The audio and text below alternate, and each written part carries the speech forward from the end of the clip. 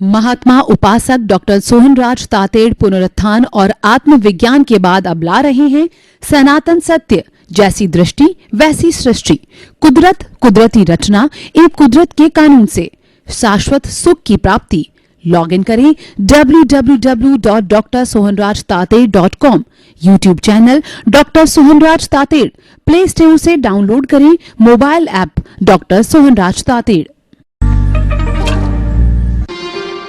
ओम ह्रीं नमो अरहन्ताणम्। ओम ह्रीं नमो सिद्धाणम्। ओम ह्रीं नमो आयर्याणम्। ओम ह्रीं नमो उवज्जायाणम्। ओम ह्रीं नमो लोये सव साहुणम्। ऐसो पंच नमोकारो सर्व पावपनाशनो मंगलाणं च सर्वेसिं पडमं हवै मंगलं पडमं हवै मंगलम्। ओम नमो भगवते वासुदेवाय। ओम नमः शिवाय। जय सच्चिदानंद। भाइयों बहनों, मातृशक्ति को नमन। आज का हमारा बहुत सुंदर विषय है संचित, क्रियमान और प्रारब्ध कर्म। ये तीनों कैटेगरी गीता से ली गई है। कर्म किसे कहते हैं? कर्म का मतलब अज्ञानता। ये शरीर जो हमको मिला है ये अज्ञानता के कारण। जब ये अज्ञानता समाप्त होती है तब हम ईश्वर बन जाते हैं। मनुष्य योनि में या नरक गति, तिर्यंच गति, मनुष्य गति, देव गति, 4 गतियां हैं। इन गतियों में हम आवागमन करते हैं अज्ञानता के कारण। अज्ञानता 2 तरह की होती है। एक अज्ञानता होती है कि हमें अपने स्वरूप की जानकारी नहीं, हम तो कहते हैं कि ये शरीर मेरा है। इसको कहते हैं मिथ्या ज्ञान। और इस शरीर को चलाने वाला संचालक मैं हूं, ये मिथ्या दर्शन है। यह व्यक्तिगत रूप से जो है 2 तरह की अज्ञानता मनुष्य के साथ में बनी रहती है। और इस अज्ञानता के साथ में और भी बहुत सी चीजें जुड़ती है। वो जुड़कर के सारे कर्म कहलाते हैं। और व्यक्ति जैसा कर्म करता है वैसा उसको भुगतना पड़ता है। This is the law of the nature. ये व्यक्तिगत रूप से कुदरत का कानून है। As you will sow so will you reap. जैसी करनी वैसी भरनी। सुख दिए सुख होत है और दुख दिए दुख होत। तुम जो पूर्व जन्म में किसके साथ के अंदर जैसा जैसा करके आए हो, इस जन्म के अंदर आपको वैसा का वैसा भुगतान, आपका हिसाब संपन्न होता है। आपको परिणाम मिलता है, आपको रिजल्ट मिलता है। ये ध्वनि की प्रतिध्वनि होती है। ये सब कर्मों के कारण होता है। तो कहने का अर्थ ये है कि कर्मवाद जो है वो आत्मा के साथ में बड़ा एक इम्पोर्टेंट कॉन्सेप्ट है। कर्मवाद को अगर हम आत्मविज्ञान से निकाल दें तो आत्मा का कोई अर्थ नहीं रहता, आत्मा की कोई डेफिनेशन नहीं रहती। और ये हम समझ नहीं पाएंगे कि आत्मा आखिर इस शरीर के अंदर क्यों है और कब तक बनी रहेगी। इस शरीर के अंदर हमारे भीतर विराजमान शुद्ध आत्मा भगवान जो 14 लोक के नाथ है, जो अजर अमर अविनाशी है और जिसकी 33 करोड़ देवी देवता जिसकी उपासना करते हैं, शुद्ध भगवान की, जो कि केवली रूप में ही रहता है। अभी हम बने नहीं हैं लेकिन इसमें वह योग्यता है। तो उसकी जो उपासना करने वाले 33 करोड़ देवी देवता इसी की उपासना करते हैं। इसकी इतनी शुद्ध आत्मा की अर्हता है। तो ये 3 तरह के कर्मों की हम विवेचना करेंगे। सबसे पहला कर्म लेते हम क्रियमाण। जो मन वचन काया की जो हम प्रवृत्ति करते हैं उससे हमारा ये कर्मों का बंध होता है। क्रियमाण कर्म कहलाता है शुभ और अशुभ प्रवृत्ति। शुभ प्रवृत्ति से तो जो है शुभ कर्मों का बंध होता है, अशुभ प्रवृत्ति से अशुभ कर्मों का बंध होता है। ये मन वचन काया, इसको योग कहा जाता है। ये इस ब्रह्मांड के अंदर जितने भी चतुस्पर्शी पुद्गल फैले हुए हैं उन पुद्गलों को तान करके वो लाती और भीतर के अंदर जो कॉजल बॉडी है, जो कर्म शरीर है, उस कर्म शरीर को ला करके वो दे देती है। ये जो हमारी इंद्रियां जो है 5 जो है वो हमारी स्पर्शन रसन घ्राण चक्षु श्रोत्राणि इंद्रियाणि, इनका यही कार्य, इनके कुल 5 इंद्रियों के 23 विषय है जो कि ब्रह्मांड से जो इन विषयों के अनुरूप कर्म ला करके ताण के जो कार्मिक पुद्गल ला के ताण के देती है। और वही पुद्गल जब कोट लगता है तो कोट लग करके और वह कॉजल बॉडी के साथ में जुड़ जाता है, तो जो खींचा जाता है वो हमारा क्रियमाण कर्म है, यानी वो क्रिया हो रही है, वो कर्म का अर्जन हो रहा है, कर्म को बांधा जा रहा है, वो क्रियमाण कर्म है। और जब उस कर्म को जो है वो हम प्रकृति स्थिति प्रदेश अनुभाग ये कर्म के खींचते ही 4 भागों में बढ़ जाता है। जब ये उसके अंदर बढ़ जाता है तो ये जाकर के जो हमारी कॉजल बॉडी के अंदर जाकर के और अपने अपने ग्रुप में जाके मिल जाता है, तो ये संचित कर्म कह जाते हैं, यानी वो स्टोर हो जाता है।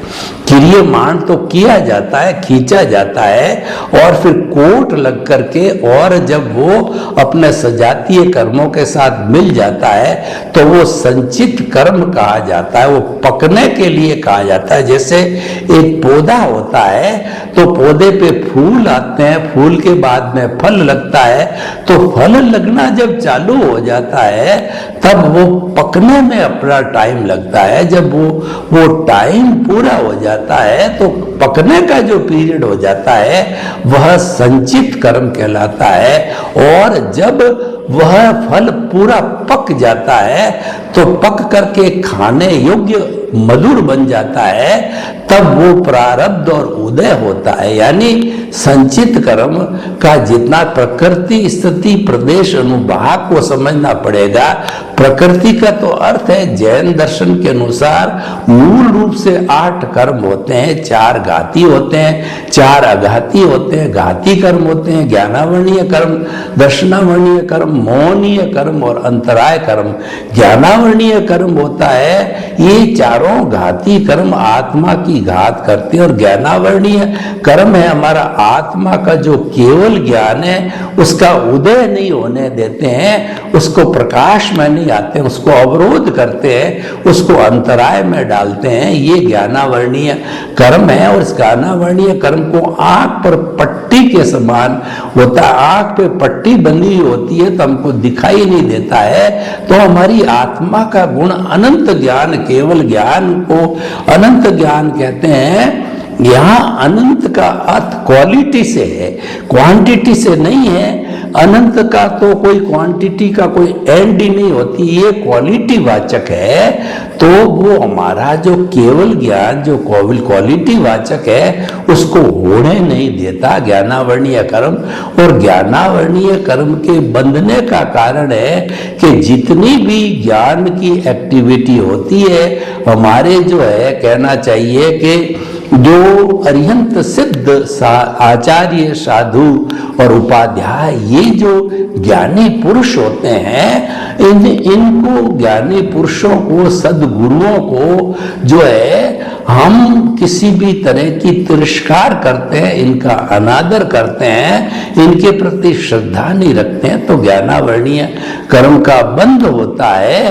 और उसके साथ साथ ज्ञान की जितनी सामग्री होती है, जैसे आगम है, ज्ञान की पुस्तकें हैं, कोई वाचन कर रहा है, कोई डिस्ट्रीब्यूट कर रहा है, उसमें अंतराय डालते हैं। तो ये ज्ञानावर्णीय कर्म जितनी जितनी ज्ञान कोई लेता है, सत्संग चल रही है, सत्संग को जो है आपने गोली चला करके या जो झगड़ा करा करके सत्संग को हटा दिया जाती है, ज्ञानावर्णीय कर्म का बंद हो जाता है उसको, क्योंकि आपने अवरोध पैदा किया। उसी तरह से दर्शनावर्णीय कर्म है वो की श्रद्धा से जुड़ा हुआ होता है, और दर्शन का अर्थ होता है कि इस जगत का संचालक कौन है, इसकी हमको जगत नियंता कौन है। जगत नियंता व्यवस्थित शक्ति है, साइंटिफिक सर्कमस्टेंशियल एविडेंस है, ये सच्चाई है, ये सनातन सत्य है। इसकी जानकारी होने का अर्थ होता है कि हमको सनातन सत्य की प्राप्ति हो गई। तो सनातन सत्य की प्राप्ति जो है दर्शनावर्णीय कर्म होने नहीं देता है। इसको पुजारी की उपमा दी गई। एक पुजारी मंदिर में बैठा होता है और भगवान के सामने जो है उसने जो पर्दा लगा दिया और हमको दर्शन नहीं करने देता। इस पर एक मैं आपको जोक सुनाना चाहता हूं। पूरे पुजारी जी बैठे थे और विष्णु भगवान के दर्शन कराने नहीं दे रहे। थोड़ी देर में एक जो टिप टॉप जो है माशा है, उन्होंने 100 रुपए का जो नोट है पुजारी जी की जेब के अंदर डाला और पुजारी जी ने खटाक से वो पर्दा हटा दिया और उसको भगवान के दर्शन करा दिए। जबकि बेचारा सामान्य व्यक्ति को तो उसने कहा कि समय हो गया है, अब जो है भगवान के दर्शन 5 बजे तक नहीं हो सकते। लेकिन उसने जो है 100 रुपए का नोट पाकर के पट खोल दिए। जब उसको पूछा गया कि आपने ऐसा क्यों किया गया, तो वह पुजारी ने बड़ा जोरदार जवाब दिया कि लक्ष्मी जी ने विष्णु के पट खोले। ये 100 रुपए लक्ष्मी जी इन्होंने पट खोले। एक जोक है। तो हम ये कहना चाहते हैं कि ये हमारा भगवान ईश्वर प्रभु, हमारा जो अस्तित्व, अनंत ज्ञान, अनंत दर्शन, अनंत शक्ति, अनंत सुख का धाम जो है 14 लोक का नाथ है, उसके दर्शन नहीं होने देते, शुद्ध आत्मा स्वरूप को प्राप्त नहीं होने देता, स्पष्ट वेदन नहीं होने देता। वह जो है हमारा दर्शनावर्णीय कर्म है। तो और तीसरा जो है जो हमारा मोहनीय कर्म होता है, जो सब कर्मों का राजा होता है। तो राजा अगर लड़ता लड़ता भाग जाता है या राजा को बंदी बना दिया जाता है तो सेना तीतर बीतर हो जाती है। तो वेद जो हमारा मोहनीय कर्म है, उस मोहनीय कर्म को हम जीत लेते हैं, भस्मीभूत कर लेते हैं। तो बाहर में गुणस्थान के अंदर वीत राग बन जाते हैं। मोहनीय कर्म को शराबी की तरह बताया गया है। शराबी को ये होश नहीं रहता है, वो सड़क पर सो जाता है, वो शुद्ध बुद्ध जो है वो भूल जाता है और लोग उसकी घड़ी खोल देते हैं, उसका जो है पर्स निकाल देते हैं। कई बार वाहन ऊपर के ऊपर चले रहते हैं, कई बार वो नाली में गिर जाता है। वो घर आता है तो उसको इतना भी जो है वो कहना चाहिए कायदा नहीं कि मैं किससे बात कर रहा हूँ, मेरी बेटी है कि बहन है, पत्नी है कि माँ है कि दादी है, उसका भी उसको होश नहीं रहता है। वह जो है बेहोशी अवस्था बेभान हो जाता है। ऐसा हमारा ये मोहनीय कर्म शराबी जैसा होता है। मोह कर्म के वशमीभूत होकर के हम मैं और मेरा में चला जाते हैं। मेरा घर और जो मेरा परिवार, मेरे बाल, मेरे बच्चे, मैं इतना बड़ा व्यक्ति, मेरे जो है वो संपत्ति, सत्ता, संपत्ति, धन, दौलत, पद, प्रतिष्ठा, उसके अंदर वो मैं मेरा के अंदर चला जाता है। तो यानी कि वह मोहनीय कर्म क्यों होता है? कर्ता भाव आ जाता है व्यक्ति को, करने वाला मैं हूं। जब निमित्त बन जाता है तो मोहनीय कर्म चटने लगता है और जो जो निमित्त कर्म का अभ्यास बढ़ता है, उसकी पराकाष्ठा बढ़ती है, तो वह मोहनीय कर्म धीरे धीरे संपूर्ण क्षीण हो जाता है। तो ये मोहनीय कर्म बंधने का कारण ये कि हम इंद्रिय सुख के अंदर सुख ढूंढते हैं। वास्तव में वो सुखाभास है, वह सुख नहीं है। सुख तो हमारी अनंत सुख वाला धाम हमारी आत्मा है। सुख भीतर है, बाहर भीतर है ही नहीं है। ये सुख का आरोपण है और सुख दुख हमारी कल्पनाएं हैं, इसका कोई अस्तित्व नहीं है। तो ये मोहनीय कर्म, ज्ञानावर्णीय, दर्शनावर्णीय, मोहनीय, ये तीनों जब टूट जाते हैं सम्यक ज्ञान से, ज्ञानावर्णीय कर्म टूटता है और सम्यक दर्शन से जो है वो दर्शनावर्णीय कर्म टूटता है और अकर्ता भाव से मोहनीय कर्म टूटता है। ये तीनों टूटने लग जाते हैं, पूर्ण टूट जाते हैं, तो अंतराय समाप्त हो जाती है और हमको केवल ज्ञान की प्राप्ति हो जाती है। हमको जो है अपने अस्तित्व की प्राप्ति हो जाती है और हम उसी जन्म में सिद्ध, बुद्ध और मुक्त बन जाते हैं।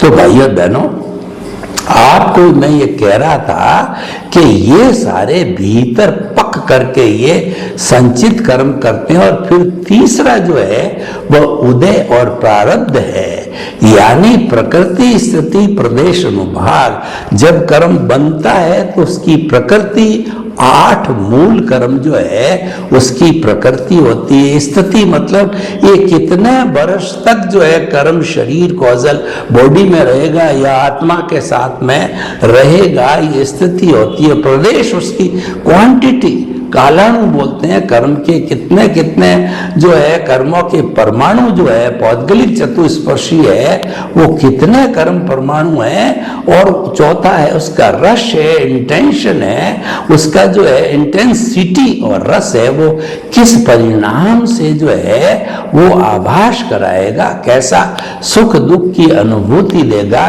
और कैसी उसकी इंटेंसिटी होगी, तीव्रता होगी, मंदता होगी या मध्यम होगा।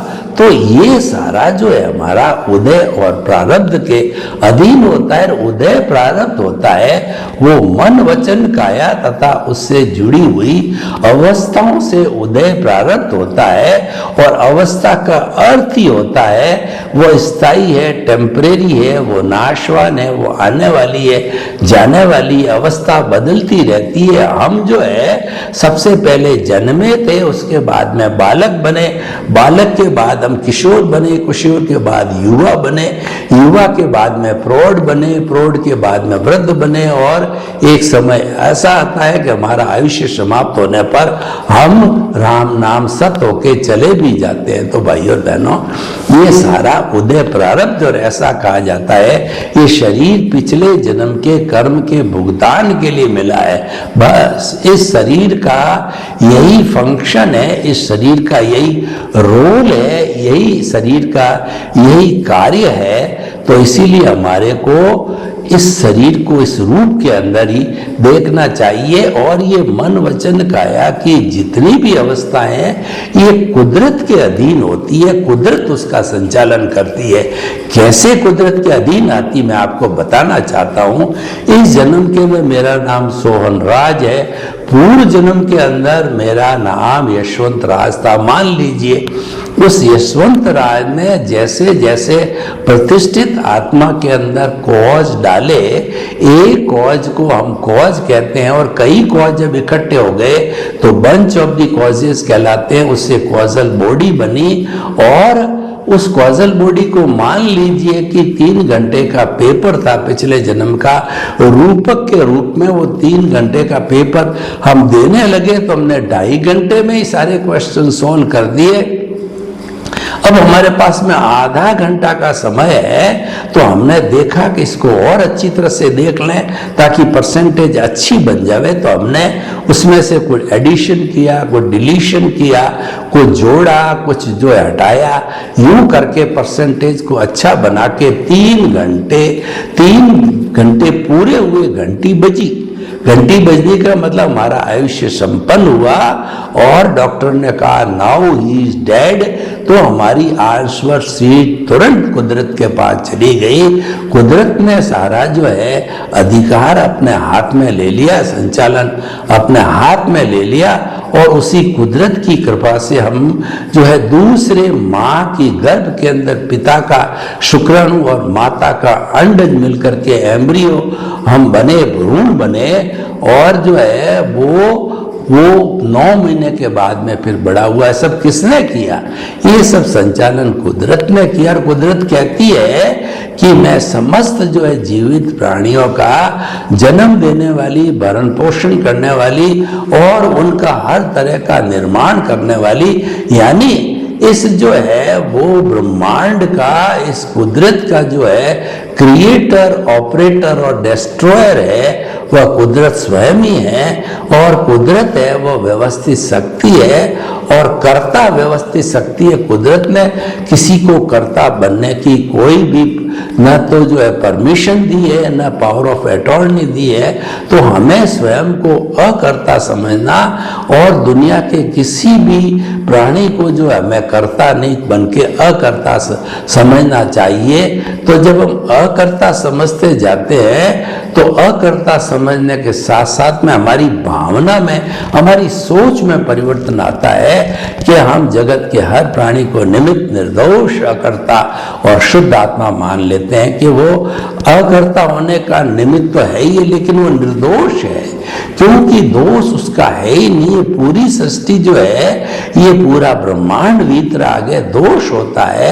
मेरे भीतर जो कर्मों का उदय और प्रारब्ध है, कर्मों का जो संचय है, कर्मों का जो क्रियमाण है जिसकी हम बात कर रहे हैं, ये दोष उन्हीं का है। जब ये फल पककर के आ गया तो अच्छा या बुरा, शुभ अशुभ है, वो वैसा ही हमको परिणाम देता है और उसी के अनुरूप हम काम करते हैं। ऐसा कहा जाता है कि जो हमारा उदय और प्रारब्ध चलता है, समस्त कर्मों का भुगतान होता है, वो हमारे विचारों के द्वारा होता है। इसीलिए सबसे पहले कोई भी कार्य एक्शन किया जाना होता है शुभ या अशुभ का कर्मों के भुगतान के अधीन। और बुद्धि कर्मानुसारिणी, बुद्धि भी कर्म के अनुसार ढल जाती है तो हम जैसा करने लग जाते हैं वह जो है वो हमारा जो है वह उदय और प्रारब्ध के अधीन होता है, कुदरत की देख रेख के अधीन होता है और कुदरत ही करती है। और हमने उसमें मान लिया कि करने वाला मैं हूँ,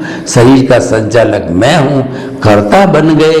तो फिर इस कर्ता बनने का अर्थ ये है कि जो हमारा उदय प्रारब्ध चल रहा है, भुगतान चल रहा है, हिसाब चल रहा है, परिणाम चल रहा है और जो है सब कुछ हमारा चल रहा है, तो उसको हमने और बढ़ाना चालू कर दिया, यानी हमारी कॉजल बॉडी को और मजबूत कर दिया कर्ता भाव के कारण। तो हम आपको बताना चाहते हैं कि 3 तरह के जो कर्म हैं, क्रियमान है और दूसरा संचित है और तीसरा उदय और प्रारब्ध है। इसको अच्छी तरह से समझना चाहिए कि हमारे जन्म से मृत्यु तक जो भी जो है मन वचन काया की प्रवृत्ति होती है वह उदय और प्रारब्ध के अधीन है और मैकेनिकल मोड से होती है, ऑटो मोड से होती है। तो हमें उसकी तरफ विशेष ध्यान देने की जरूरत नहीं है।